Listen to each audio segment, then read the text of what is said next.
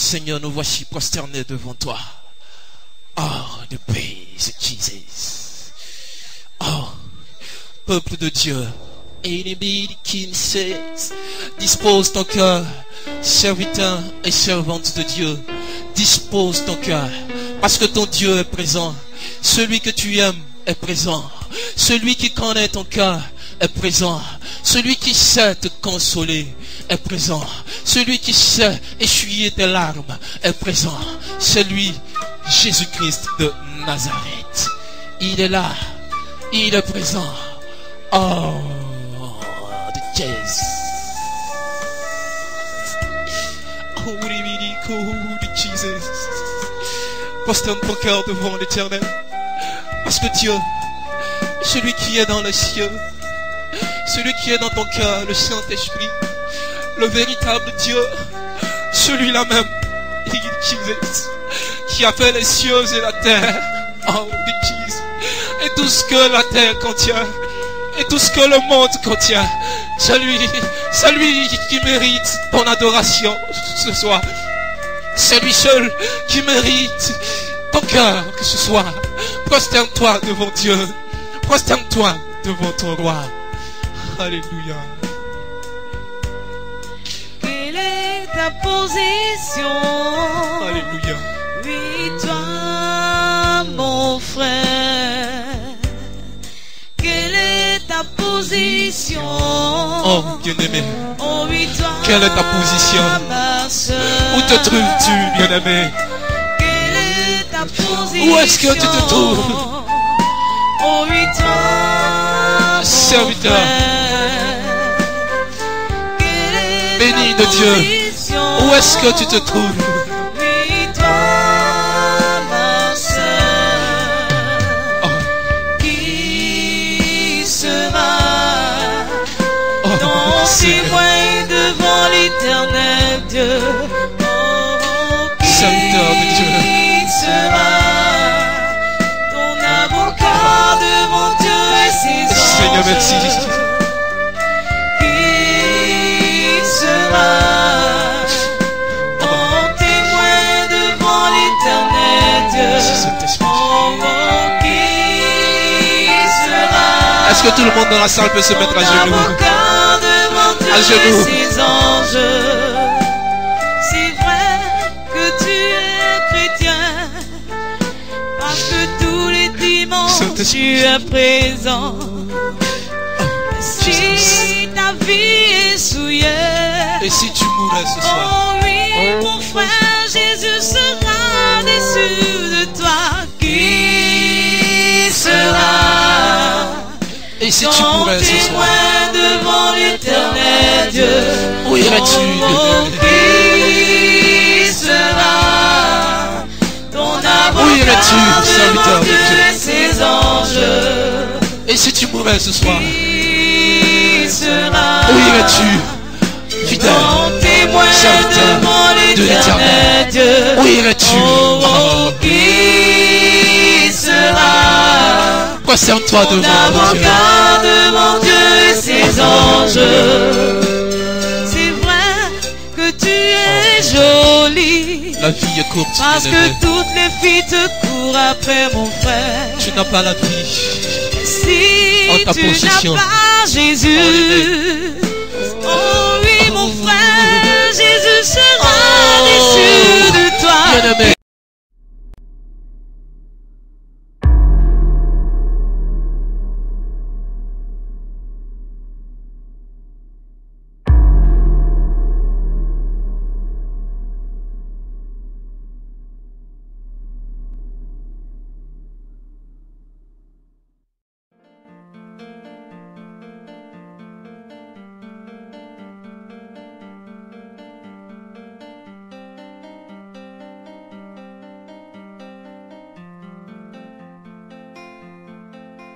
Tu marches comme un aveugle qui ne sait pas où il va.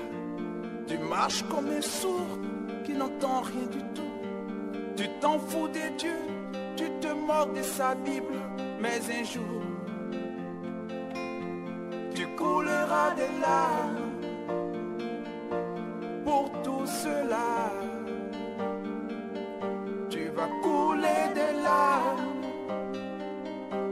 vas pleurer un jour. Dis-moi si tu mourrais ce soir, mais que diras-tu à Dieu? Si tu mourrais demain, que diras-tu à Dieu? Mais si tu mourrais ce soir, que diras-tu à Dieu? Si tu mourrais demain, que diras-tu à Dieu?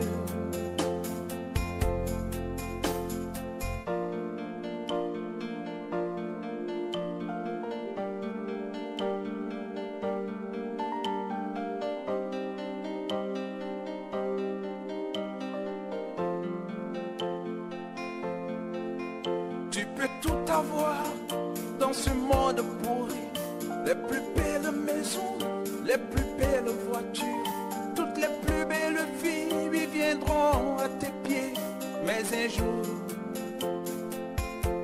tu couleras des larmes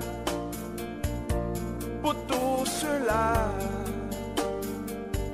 Tu vas couler des larmes, tu vas pleurer un jour. Dis-moi si tu mourrais ce soir, mais que diras-tu à Dieu? Si tu mourrais demain, que diras-tu à Dieu? Si tu mourrais ce soir,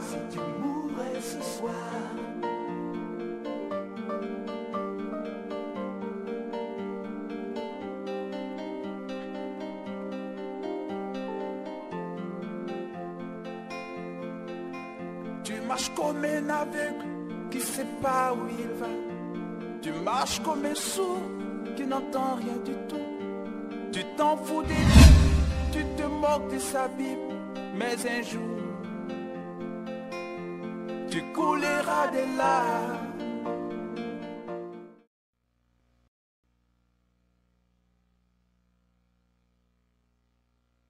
Donc on va aller maintenant sans plus tarder dans la quatrième partie donc de ce grand message. On va se lever ensemble si vous voulez bien et nous allons lire particulièrement donc deux passages. On va lire tout d'abord dans Actes des Apôtres. Actes des Apôtres, écrit par Luc. L'évangéliste Luc a écrit les Actes des Apôtres et nous allons lire au chapitre 20 un premier passage. Nous en lirons un deuxième ensuite. Alléluia. L'apôtre Paul parle aux dirigeants de l'église d'Éphèse. Et il leur dit au verset 26, « C'est pourquoi je vous déclare aujourd'hui que je suis pur du sang de vous tous, car je vous ai annoncé tout le conseil de Dieu sans en rien cacher. Prenez donc garde à vous-même et à tout le troupeau sur lequel le Saint-Esprit vous a établi évêque, pour paître l'Église du Seigneur, qu'il s'est acquise par son propre sang. Je sais qu'il s'introduira parmi vous, au milieu de vous, après mon départ, des loups cruels, qui n'épargneront pas le troupeau, et qu'il s'élèvera du milieu de vous des hommes qui enseigneront des choses pernicieuses, hérétiques, pour entraîner les disciples, non pas après Jésus, mais après eux. Veillez donc, vous souvenant que durant 3 années, je n'ai cessé, nuit et jour, d'exhorter avec larmes chacun de vous. C'est le premier passage. Nous allons lire un deuxième passage dans la deuxième épître de Pierre, chapitre 2. Deuxième épître de Pierre, Pierre a écrit 2 lettres. Nous allons aller dans la deuxième, au chapitre 2, où il va déclarer, au verset 1er, il y a eu, ça veut dire dans le passé, il y a eu parmi le peuple, c'est-à-dire parmi le peuple d'Israël, le peuple de Dieu, il y a eu parmi le peuple de faux prophètes. Et il y aura de même parmi vous, au milieu de vous, de faux docteurs qui introduiront des sectes pernicieux, des hérésies destructives, et qui, reniant le maître qui les a rachetés, attireront sur eux une ruine soudaine. Plusieurs les suivront dans leur dissolution, et la voie de la vérité sera calomniée à cause d'eux. Par cupidité, voilà le mobile, par cupidité, amour d'argent, ils trafiqueront de vous au moyen de paroles trompeuses. Eux que menace depuis longtemps la condamnation. La condamnation les menace depuis longtemps. Et dont la ruine ne sommeille point. Amen. Père, nous voulons te bénir et te glorifier pour ta parole puissante, ce glaive de l'esprit qui ne retourne jamais à toi sans avoir accompli un effet dans les cœurs. Nous prions pour les faits dans nos cœurs, Seigneur, que nous puissions comprendre, réaliser, Seigneur, et que nous puissions agir en conséquence. Aide-nous à veiller, à être sur nos gardes, Seigneur, à repousser l'erreur, Seigneur, et ceux qui en font la promulguent. Nous te demandons, Seigneur Jésus, que nous puissions les reconnaître, Seigneur, même s'ils se déguisent en brebis. Nous te demandons, Seigneur, que la grâce du Sauveur puisse nous aider à nous accorder discernement, force et sagesse dans ces derniers jours. Nous prions dans le nom puissant de Christ Jésus. Amen. Et tout le peuple dit Amen. Gloire à Dieu. On peut s'asseoir, frères et sœurs. Alléluia. Merci Seigneur. Il y a eu et il y aura. Il y a eu, il y aura. Amen. On sait que Jésus a parlé un peu dans le même sens quand il a parlé des conditions qui prévaudraient à la fin des temps. Et il a comparé cela à l'époque de Noé. Et il a parlé de ce qui était du temps de Noé. Et Jésus a dit, il en sera de même à la fin des temps. L'apôtre Pierre prend le même genre donc de pensée en disant, dans le passé, il y a eu des faux prophètes. Et il y aura de faux docteurs parmi vous à l'intérieur de l'Église.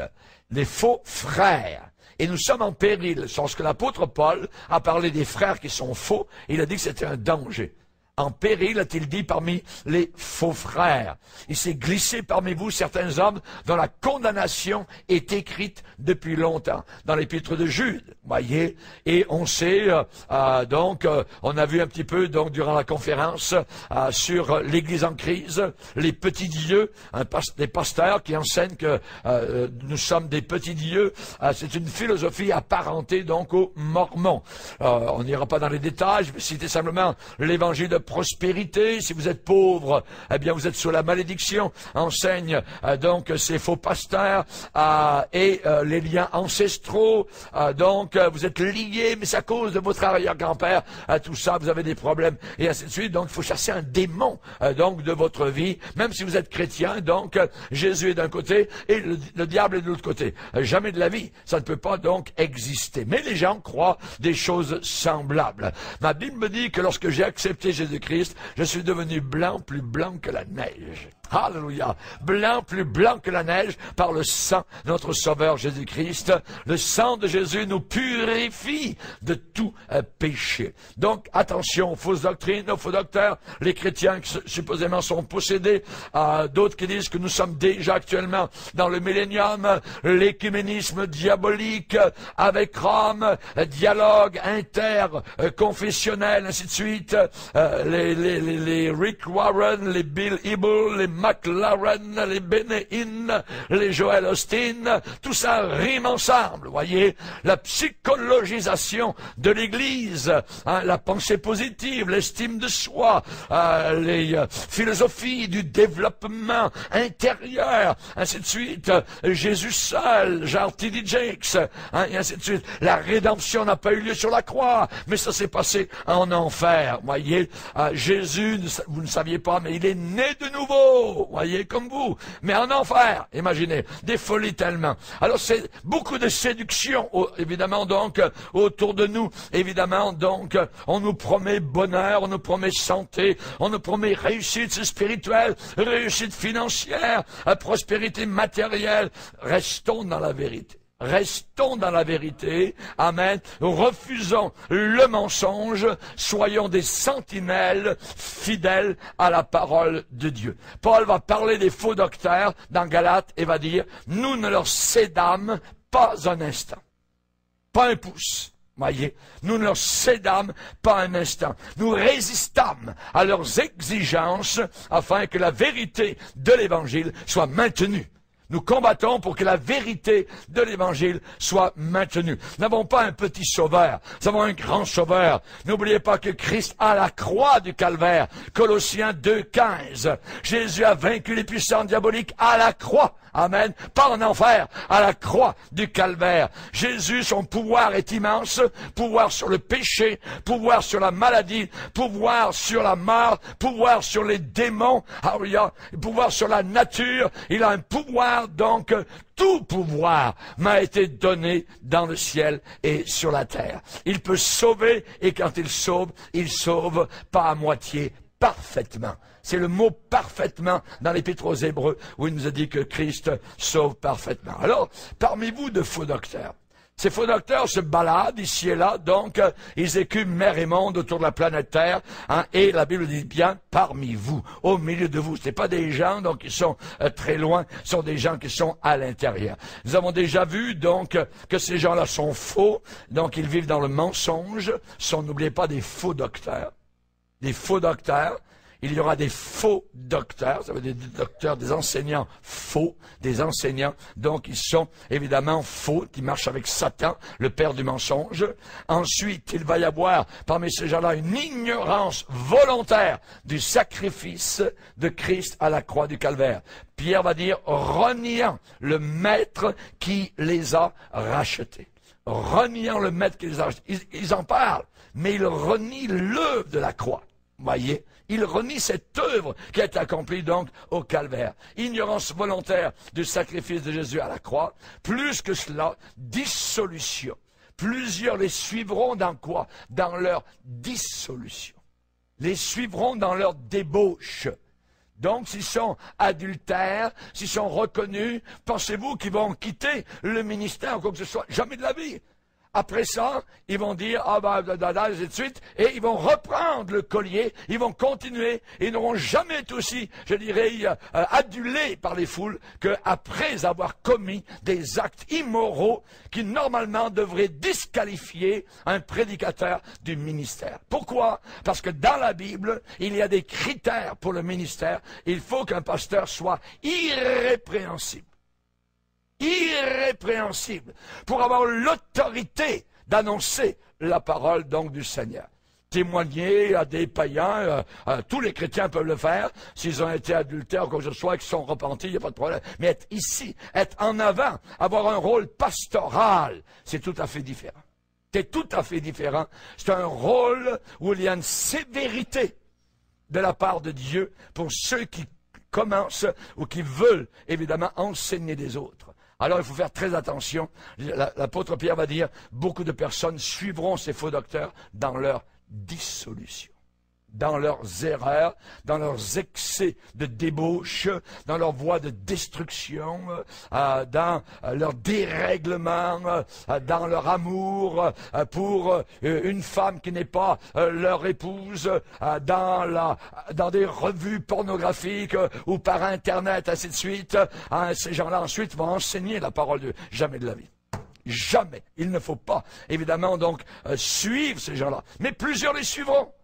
Plusieurs les suivront dans leur dissolution. Si vous avez un pasteur qui est adultère, soudain dans l'église, vous avez un paquet de gens qui deviennent adultères. Parce qu'on a affaire à des démons qui travaillent sur les gens. Parce qu'il y a une passoire, il y a des portes d'entrée, il y a donc des ouvertures, et ensuite ça se répand, évidemment. Même si le gars qui est en avant ne le dit pas, les gens ressentent, année après année, tout ça, ils savent à peu près où se tiennent leurs dirigeants, et ils ressentent cela. Et si le gars a des failles, eh bien, ils vont devenir pareils. Et nous avons besoin, évidemment, de faire très attention à cela. La Bible dit très bien, ne donnez pas accès au diable. Pas d'accès au diable, voyez. Nous devons faire très attention. Et nous allons voir particulièrement aujourd'hui un quatrième volet, c'est la recherche de l'argent. Ces gens-là, les faux docteurs, recherchent les foules spécialement par amour d'argent. La recherche de l'argent. Et Pierre va dire, inspiré par le Saint-Esprit, par cupidité, c'est-à-dire par amour d'argent, ils trafiqueront de vous par des paroles trompeuses. Les paroles trompeuses peuvent être données par une prédication, peuvent être données par supposément prophétie, monsieur le prophète, j'ai une parole pour vous, tout ça, et promettre toutes sortes de choses. Mais si vous voulez la bénédiction de Dieu, moyennant votre argent. Oui, ces gens-là, donc, demandent l'argent. Et évidemment, Pierre en parle. Par cupidité, ils trafiqueront de vous. Ça veut dire qu'il y aura un trafic. Un trafic, c'est un trafic, voyez. Ceux qui trafiquent dans le monde, les banditas, voyez, les gangsters, voyez, sont des trafiquants. On peut être trafiquant de drogue, mais il y a des trafiquants à l'intérieur de l'Église qui sont des faux prophètes en cravate, avec une Bible dans la main. Et cela est très dangereux. Jésus a parlé de loup déguisé, donc sous un vêtement de brebis. Pierre y voyait clair. Pierre voyait clair par le Saint-Esprit. Et il a dit par cupidité, par amour d'argent, voyez, ils feront de vous un trafic. Un trafic. On a eu une époque où on avait des gens dans l'Église qui parfois avaient un commerce familial et se servaient des chrétiens pour faire des réunions dans leur maison. Généralement, c'était des ventes pyramidales. Et se servaient des chrétiens pour, évidemment, devenir d'autres vendeurs et ainsi de suite. Et l'Église devenait un lieu où on se servait des chrétiens pour ensuite, donc, ramasser de l'argent. Nous ne voulons pas cela à l'intérieur de l'Église. Nous ne voulons pas de choses semblables. Par cupidité, ils trafiqueront de vous les chrétiens, au moyen de paroles trompeuses. Fausses, trompeuses. Voyez, il y a eu une époque où M. Benahin se baladait en Concorde, le plus bel avion, voyez, qui dépassait évidemment donc à la vitesse du son jusqu'à Paris. Une fois, il était là avec 2 de ses adjoints et pour 3 nuits d'hôtel à Paris, 135 000 $ US. 3 nuits. Imaginez. En 1997, ça fait loin, voyez. Monsieur avait un chiffre d'affaires de 60 millions US de revenus. Certains hommes se livrent à un véritable trafic à l'égard des choses religieuses. Ils trafiqueront de vous. La visée sont les chrétiens. Ils trafiqueront de vous. Quel scandale! Vous vous rappelez qu'à une époque où Rome avait besoin d'argent, et envoyait au travers de l'Europe des moines qui rassemblaient dans les villes et villages les foules. Il y en avait un qui était très bon à cela, qui s'appelait le moine Tetzel, et criait devant les foules, « Vos parents sont au purgatoire !» Et si vous avez un peu d'amour pour eux, alors qu'ils sont dans les flammes, voulez-vous les libérer des flammes? Oui! Alors, le moment où votre pièce d'argent tombe dans le panier, ils vont directement du purgatoire jusqu'au ciel. Les gens donnaient des fortunes. Et l'Église catholique a pris cet argent pour bâtir Saint-Pierre de Rome. Saint-Pierre de Rome est bâti sur de l'argent sale. Luther, voyant cela, s'est offusqué, évidemment, devant cela. Et il y a eu rupture. Et il y a eu division avec l'Église catholique romaine. Il y avait des papes qui avaient plusieurs femmes. Il y avait des concubines, ainsi de suite. Ils en faisaient même disparaître, parce qu'ils avaient des relations avec ces femmes-là qui étaient enceintes parfois. On tuait les bébés dans les monastères. Par cupidité, l'amour de l'argent. Dans notre génération, que d'exemples nous avons sous nos yeux d'hommes disant avoir une mission à remplir envers les hommes.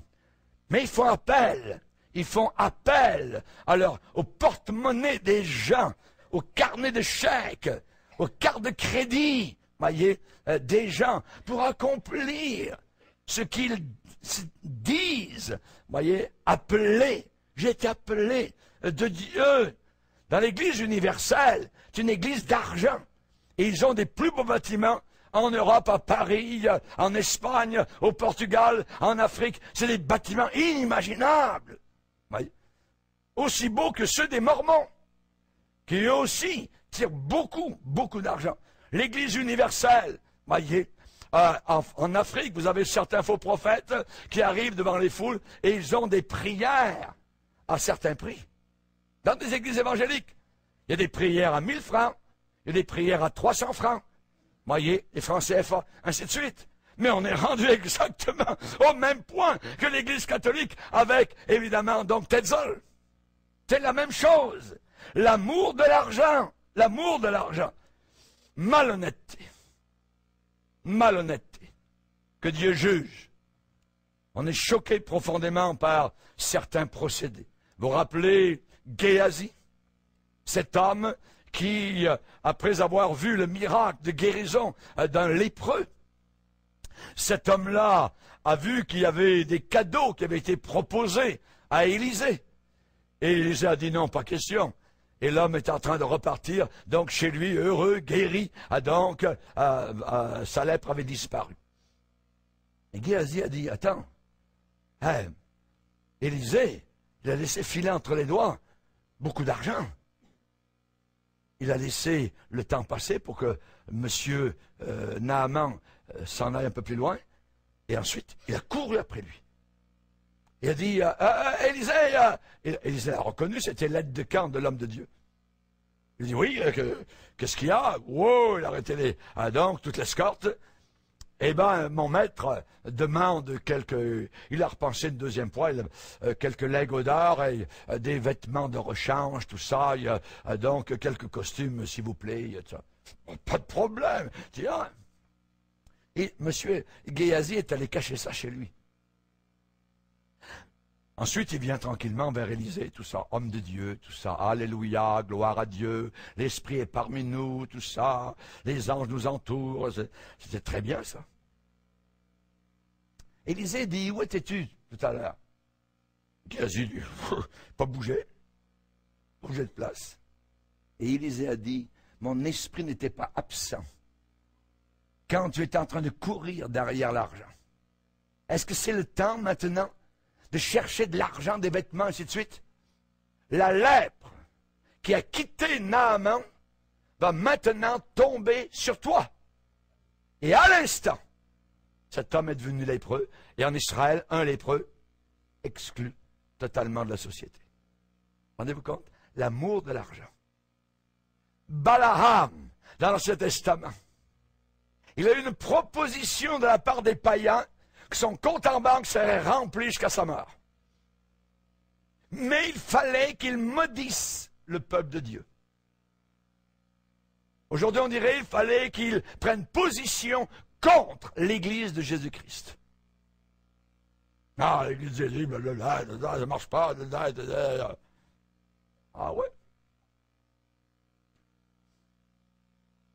Balaam est un homme de Dieu. Il va voir le Seigneur. Seigneur, est-ce que j'ai une proposition? Dieu dit, laisse tomber, n'y va pas. Il va voir les autres. Excusez-moi, j'aurais aimé, mais mon Dieu m'a interdit, il m'a empêché. Les autres voient que cet homme est indécis, que cet homme aime l'argent. C'est pas un homme honnête, c'est pas un homme clair, c'est pas un homme solide dans la foi. Alors les autres reviennent avec plus d'argent. Balaam, mais, vous avez augmenté la prime. Ah oui, certain. Je vais aller voir mon Dieu, attendez. Seigneur, est-ce que je dois aller? Il a déjà eu la parole de Dieu, n'y va pas. Et vous savez ce que Dieu lui dit? Vas-y!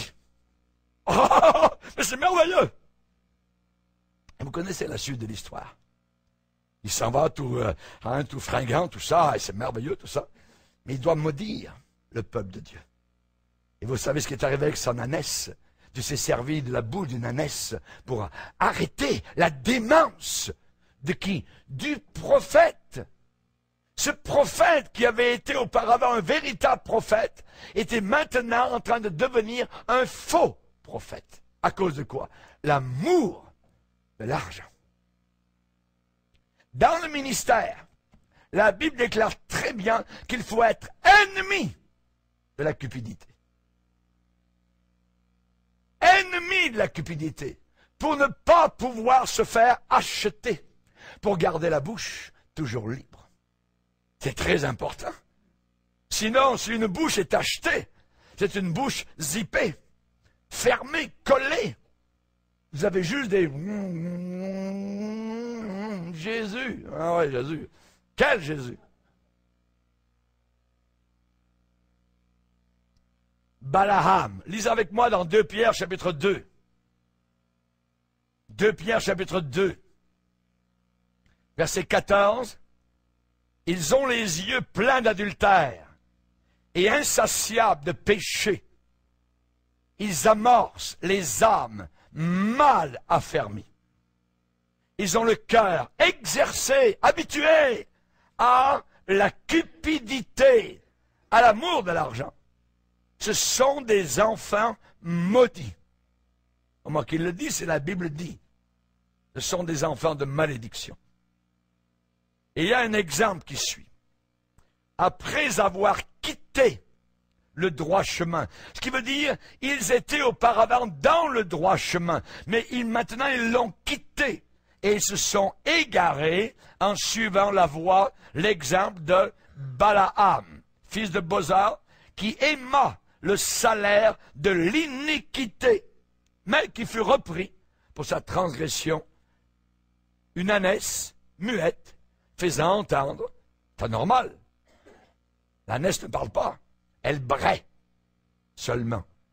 Mais là, elle a fait entendre une voix d'homme. Et elle a arrêté la démence du prophète. Ces gens-là sont des fontaines sans eau, des nuées que chasse un tourbillon, donc il n'y a rien du tout. Ils ne rafraîchissent personne. On pense que c'est des fontaines, on pense que c'est des nuages qui vont apporter de la pluie. Rien. On voit les faux prophètes. Par cupidité, ils trafiqueront de vous au moyen de paroles trompeuses. Nous avons des circulaires à envoyer aux chrétiens et aux pasteurs du monde entier. Ces faux apôtres écument mers et mondes, sont des profiteurs de piété, des marchands de bonheur. On les a en France, on les a au Canada, en Suisse, aux États-Unis, en Afrique, en Asie, aux Indes, ils sont maintenant partout. Ils sont des profiteurs et ils savent habilement lier la question du miracle à l'argent. Vous voulez un miracle de Dieu?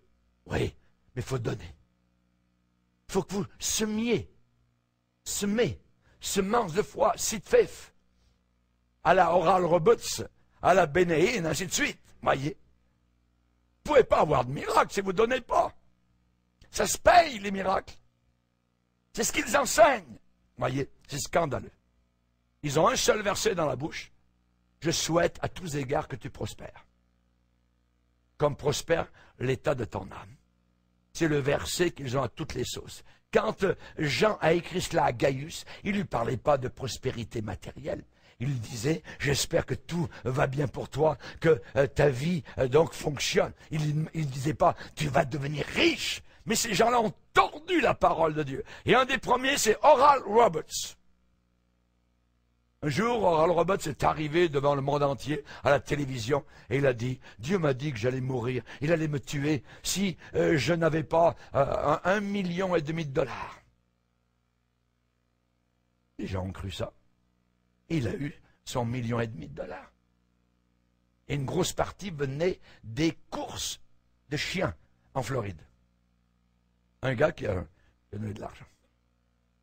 Je vais mourir, s'il vous plaît, aidez-moi, donnez-moi quelques sous. Dieu m'a dit que j'allais mourir. Les gens ont cru ça. C'est abominable.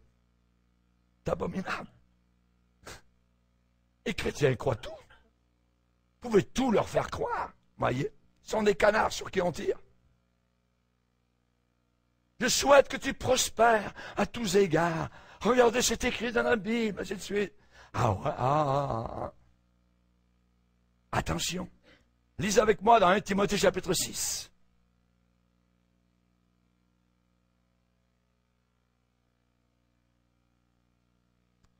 verset 3, 1 Timothée 6, 3, si quelqu'un enseigne de fausses doctrines, donc c'est un faux docteur, et ne s'attache pas aux saines paroles de notre Seigneur Jésus-Christ et à la doctrine, à l'enseignement qui est selon la piété, il est enflé d'orgueil.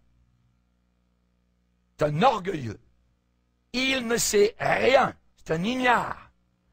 Et il a la maladie des questions oiseuses, ou on pourrait dire, nous au Québec, niaiseuses.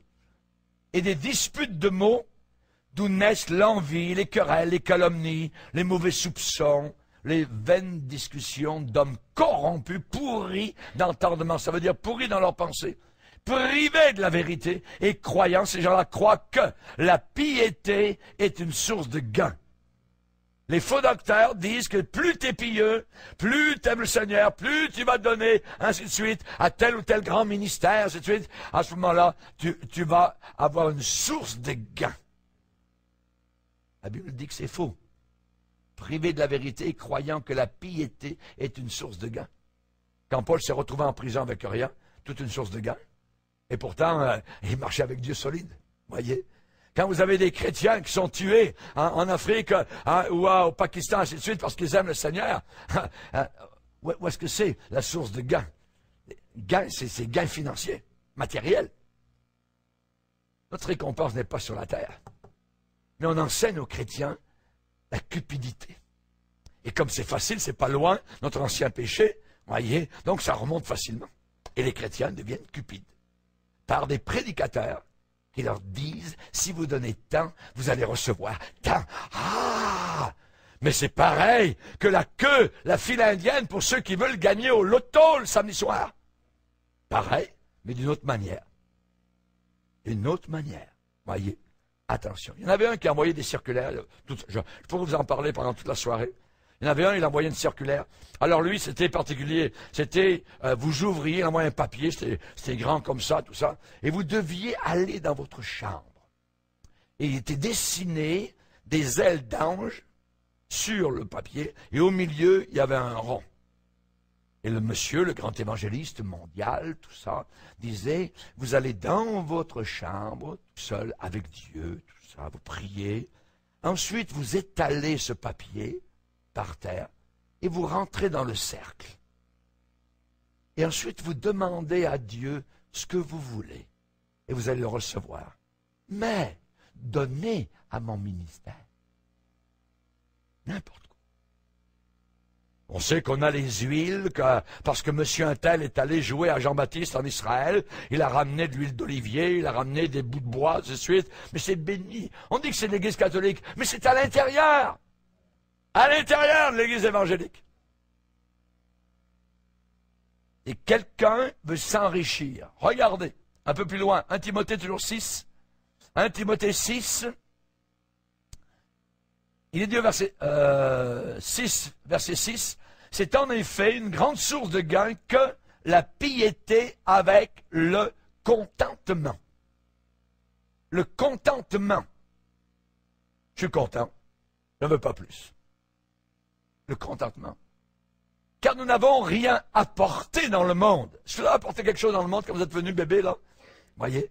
Ah, vous avez des belles petites mains potelées. Vous n'avez rien amené. Vous êtes sorti du ventre de votre mère, tout joufflu, voyez, tout rosé, mais vous aviez pas des maisons derrière vous, vous n'avez pas des billets de banque, non, vous êtes venu tout nu.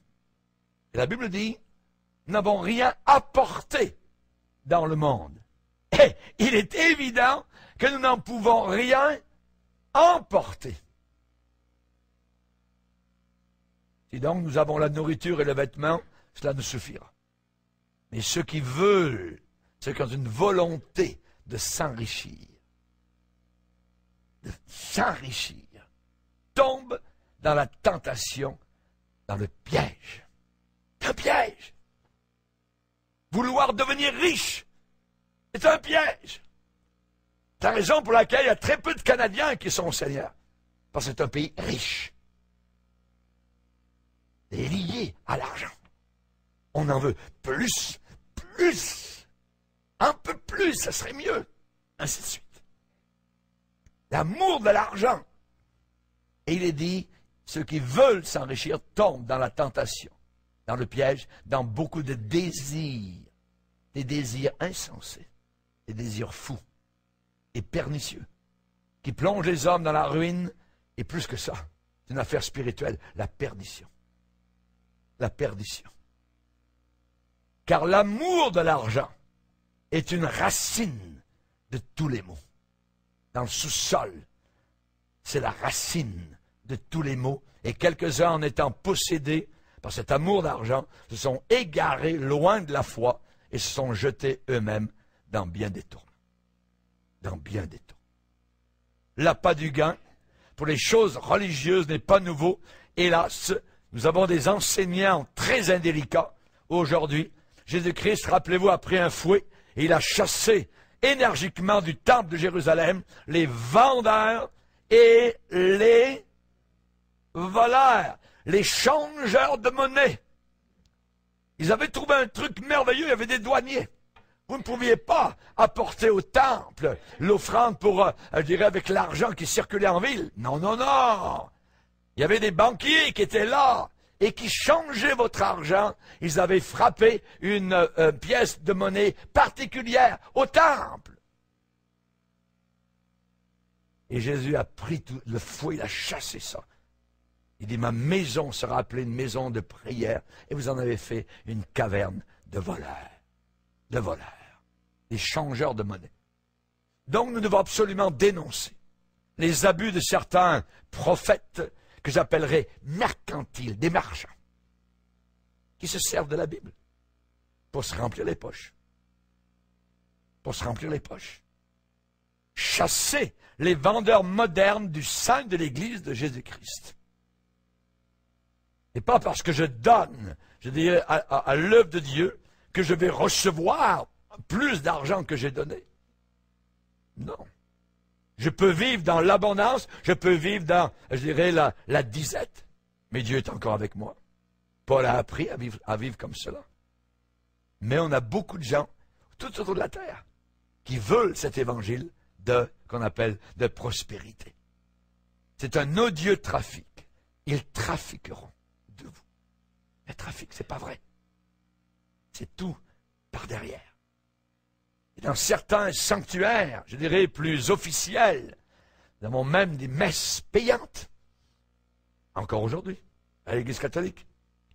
Messes payantes pour le repos des âmes défuntes.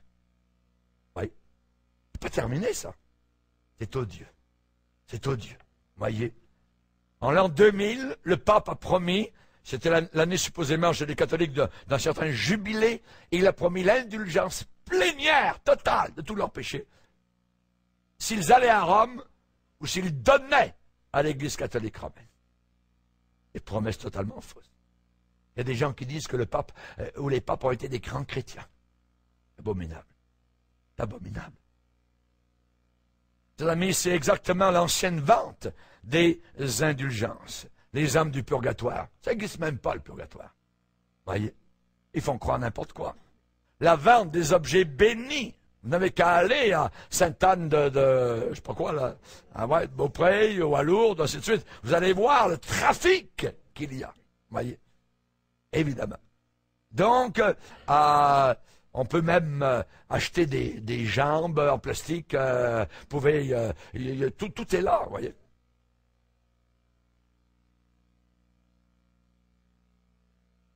Les objets qui sont achetés dans ces lieux-là, généralement, on leur attribue une puissance. Si vous ramenez, par exemple, de l'eau bénite, cette eau, elle est spéciale, parce qu'elle est bénite. Voyez. Si vous ramenez un morceau de bois d'olivier d'Israël, et qu'on vous vend cela, voyez, à 30 $ le petit morceau, parce qu'il vient d'Israël, c'est la même chose que les catholiques avec l'eau bénite. Mais c'est la même chose qu'avec les marabouts et les sorciers d'Afrique, avec leur trafic avec des morceaux de linge, ainsi de suite. C'est la même chose. Donc l'occultisme rentre à l'intérieur de l'Église chrétienne. C'est un scandale. C'est un scandale, voyez. Attribuer une valeur, une influence religieuse pour mieux séduire. Pour mieux séduire. Et on les vend plus cher, voyez. N'oublions jamais le principe vrai de l'évangélisation. Allez par le monde entier, prêcher la bonne nouvelle. Voyez, vous avez reçu gratuitement, donné gratuitement. Quand j'étais à l'île Maurice, j'ai parlé à certains, parce que lorsqu'ils font de l'évangélisation, ils font payer les inconvertis. J'ai dit non. Vous ne devez plus faire cela. Vous ne pouvez pas faire payer aux inconvertis qui viennent le fait d'entendre la parole de Dieu. Ça revient aux églises locales, aux chrétiens qui vont fournir, qui vont aider, qui vont financer des programmes d'évangélisation. Mais ne faites jamais payer pour les païens pour entendre l'évangile de Dieu. On dit, c'est vrai, on devrait faire comme le pasteur Bourgier dit. Oui, il faut le faire. Jésus a dit, vous avez reçu gratuitement, donnez gratuitement. Voyez. Et on est d'accord avec l'apôtre Paul lorsqu'il dit, si quelqu'un enseigne de fausses doctrines, ne s'attache pas aux saines paroles du Seigneur Jésus, hein, il est enflé d'orgueil, il ne sait rien. Il ne sait rien. Voyez. Paul va dire à Timothée, toi, demeure dans les choses que tu as apprises et reconnues certaines. Les hommes imposteurs avanceront toujours plus dans le mal, égarés eux-mêmes et égarant les autres. Ceux qui sont égarés égarent en même temps les autres. Et on peut égarer des églises entières, des multitudes de supposés chrétiens, des mouvements entiers évangéliques peuvent être totalement séduits. Toi, demeure dans les choses que tu as apprises et reconnues certaines. Reste là, bouge pas. Ne bouge pas de là. Jésus dit, si vous demeurez en moi, dans un passage court de l'Évangile, on voit le mot « demeurer » revenir 12 fois. Celui qui ne demeure pas en moi. Si vous demeurez en moi, comme je demeure dans mon Père, ainsi de suite. Voyez. Dans le psaume 91, il est dit « Celui qui demeure sous l'abri du Très-Haut repose à l'ombre du Tout-Puissant. » Amen. Il faut reposer à l'ombre du Tout-Puissant. Pas à l'ombre de tel ministère. On repose à l'ombre du Tout-Puissant. Par cupidité. Ils trafiqueront. Derrière la tête, on parle de Jésus en avant, mais derrière la tête, on parle argent. Et ça, c'est dangereux au plus haut point. Pourquoi? Parce que l'apôtre Paul, décrivant la génération de la fin des temps, va donner certaines choses. Et il va dire, à la fin des temps, il y aura des temps difficiles, périlleux, parce que les hommes seront égoïstes, amis de l'argent. Et ce mot ami d'argent veut dire amoureux d'argent. Que quelqu'un travaille, gagne un salaire, il n'y a pas de problème, merci Seigneur. Voyez, c'est normal, la Bible parle de cela. La Bible n'encourage pas les paresseux, elle encourage les vaillants qui travaillent et qui reçoivent un certain salaire. Si le salaire augmente, il n'y a pas de problème, merci Seigneur. Mais si un jour le salaire diminue, ben merci Seigneur quand même. Amen. Donc, mais à la fin des temps, ils seront amis de l'argent. Et ce mot cupidité, c'est en grec pléonexia. Voyez, Pierre nous donne ici la raison, le motif, la motivation pour laquelle ces hommes nous apportent toutes ces nouveautés. Des nouveautés. Et c'est l'argent, l'amour de l'argent, désirer plus, toujours plus, l'avidité, les avantages, l'ambition, la cupidité, le désir de posséder ce qu'un homme, selon la Bible, n'a pas le droit même de désirer ou de s'accaparer. C'est normal, c'est honorable de désirer toujours plus d'amour, de sagesse, de connaissance du Seigneur, de discernement. C'est différent de vouloir avoir plus d'argent. Ici, la question, évidemment, c'est une question de mauvaise ambition, de désir immodéré pour avoir plus de réputation, regardez-moi, ainsi de suite. C'est l'esprit de Saül. Le roi Saül ne servait plus le Seigneur. Il parlait de Dieu avec David et avec Samuel. Et un jour, il aidait Samuel, en voyant que Samuel avait repris, « Honore-moi devant le peuple! Honore-moi devant le peuple! » Ces gens-là veulent être honorés devant les gens. Regardez comme je suis. Bon, du spirituel. Amour d'argent. les faux docteurs, tout simplement, sont coupables d'usurper la place de Jésus-Christ. Vous savez de quoi ils se servent pour expliquer tout ça? Ils servent de la Bible, ils savent tordre les Écritures. La bénédiction d'Abraham. J'ai entendu ça en Afrique. Et ça, la bénédiction d'Abraham. Regardez Abraham comme il était riche, il avait des troupeaux, ça multipliait, tout ça. Et aujourd'hui, nous, eh bien, on a besoin de la bénédiction d'Abraham. Ils se servent dans Galates, où on parle de la bénédiction d'Abraham. Lisez bien avec moi. Vous allez voir comment ils savent tordre. Galates, le 3e chapitre. Galates, le 3e chapitre, et le verset 6. Comme Abraham crut à Dieu, et que cela lui fut imputé à justice, reconnaissez donc que ce sont ceux qui ont la foi, qui sont fils d'Abraham. Aussi l'Écriture prévoyant, voyant à l'avance, que Dieu justifierait les païens par la foi, a d'avance annoncé cette bonne nouvelle à Abraham. Ensuite, au verset 14, il est dit, afin, maudit est quiconque est pendu au bois, afin que la bénédiction d'Abraham eût pour les païens son accomplissement en Jésus-Christ. Eux, ils disent, bénédiction d'Abraham, l'argent.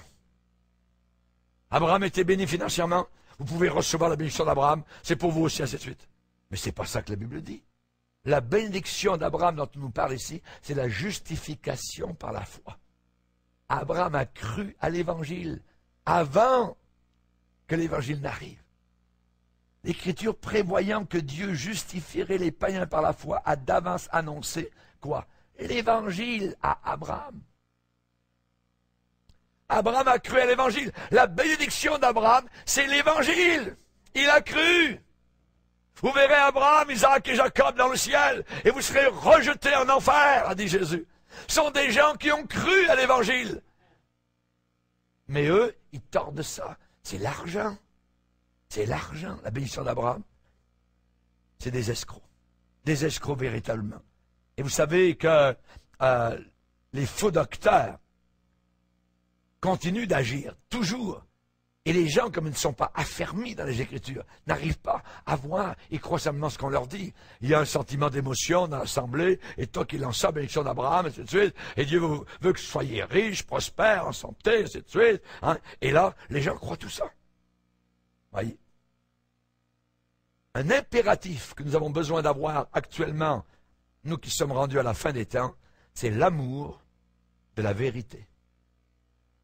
C'est l'amour de la vérité, pas l'amour de l'argent. L'amour de la vérité. Nous devons combattre pour la foi qui a été transmise aux saints une fois pour toutes. Et ce verbe combattre dans l'épître de Jude, c'est epagonizomai, qui a fait en français agoniser. Combattre, c'est quasiment agoniser. C'est ça que ça veut dire. Nous devons préserver la pureté des cœurs et de doctrine, y travailler énergiquement. Ça veut dire utiliser toute l'influence que nous avons et l'énergie pour défendre la vérité. Que la vérité soit maintenue. Ça veut dire faire des efforts inouïs, quasiment exténuants, pour défendre la vérité. Souffrir même jusqu'à l'agonie et mourir pour la vérité si nécessaire. Sois fidèle jusqu'à la mort. Ça peut être la mort dans mon lit, mais ça peut être la mort avec cisaillé, avec ou tué ou quoi que ce soit. Sois fidèle jusqu'à la mort. C'est pas une tâche facile. C'est un combat qui est difficile, éprouvant, exténuant parfois, beaucoup d'opposition de ceux qui cherchent toujours à faire un compromis avec la vérité. Ou ceux qui ont du péché dans leur cœur et qui n'acceptent pas la vérité totale et pleine. Le Seigneur teste le cœur de ses enfants. Ils vont rester attachés à lui et à sa parole. Dieu permet la venue des faux prophètes au milieu de son peuple. Il le permet, il laisse faire ça. Pourquoi? Pour nous tester. C'est une épreuve. pour voir si nous allons rester fidèles à l'évangile séculaire, l'évangile des siècles depuis 2000 ans, ou si nous allons embrasser ce nouvel évangile. Dieu veut savoir. Pour savoir, il faut qu'il y ait évidemment une tentation. Dieu permet le diable, Dieu permet les faux prophètes, Dieu permet le trafic de paroles, ainsi de suite, pour que nous puissions choisir. Choisir, ou bien le Seigneur, ou bien nous allons suivre ces gars-là. Voyez. On va terminer par 2 Pierre chapitre 3. 2 Pierre chapitre 3, versets 17 et 18. C'est l'apôtre Pierre qui termine ces 2 lettres qu'il vient d'écrire. Il a parlé beaucoup des faux prophètes, de l'erreur de la fin des temps. Et il va terminer en disant, vous donc bien-aimés, vous qui êtes aimés beaucoup du Seigneur, qui êtes avertis, on a dit souvent un homme averti en vaut 2, hein, qui êtes avertis, mettez-vous sur vos gardes, de peur qu'entraînés par effet d'entraînement et par l'égarement des impies, vous ne veniez à déchoir de votre fermeté, que vous ne soyez plus ferme. Donc attention, mais croissez, grandissez, continuez, allez de l'avant, croissez dans la grâce et dans la connaissance de notre Seigneur et Sauveur Jésus-Christ, à lui, pas à l'homme, hein, à lui soit la gloire maintenant et pour l'éternité. Amen. Baissons nos têtes et prions le Seigneur.